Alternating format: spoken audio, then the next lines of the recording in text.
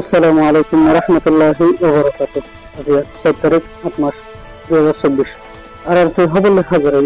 আমরা সহায় ওলা শুরু খবর turki রোহিঙ্গা হাইরুল আমিন নাজিরের কতল গজুদা আসার কাতালের নাম জাহার করা হয়েছে গত 16 তারিখ 6 মাস 2024 রবিবার কুরবানির আগের দিন রাতে 30 জন আরসার কাতালের জয়রে বেরোহির সাথে রোহিঙ্গা হাইরুল আমিন নাজিরে শহীদ করে ফেলাই হাইরুল আমিন নাজির এখনো টাইম মাঝে বর্মাত থাকিত বছরের দিন নিজের বউফন্দের সাথে হারাবেলা এসে দেয় আর স্যার কাতালের হাতত শহীদ ও যাবো হচ্ছে আর সাই হাইরুল আমিন নাজিরে মারানোর ওয়ার্ডে দেবে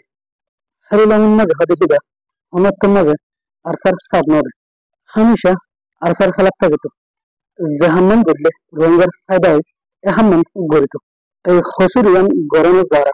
আজিয়া নিজের জান দিভেলা হচ্ছে এমন বছরের টাইমের মাঝে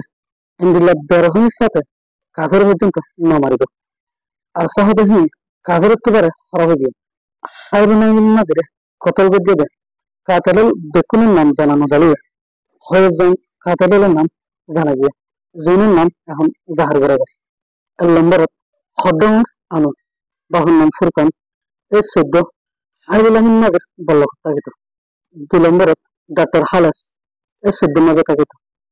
3 নম্বরত শমসুল আলম এই শমসুল আলম এতেও ডাক্তার হালাস দেখিতার গড়ে ডাকে থাকিত এই 3 জনের দরিয়ারে বাংলাদেশের হুকুমতের কানুন মোতাবেক কারো গড়ে গেলে